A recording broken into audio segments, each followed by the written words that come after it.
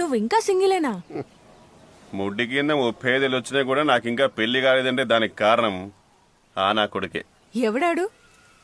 దరిద్రానికి దత్తపుత్రుడు, నా చిన్ననాటి మిత్రుడు.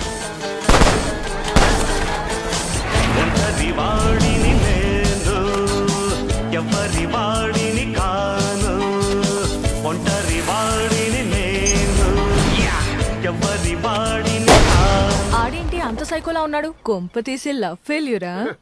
కరెంట్లీ 2 అమ్మాయిలు ప్రేమిస్తున్నారు వాన్ని. మరి అన్ని ఇప్పుడే చెప్పడానికి సినిమా కాదండి, జస్ట్ టైటిల్ గ్లింప్స్.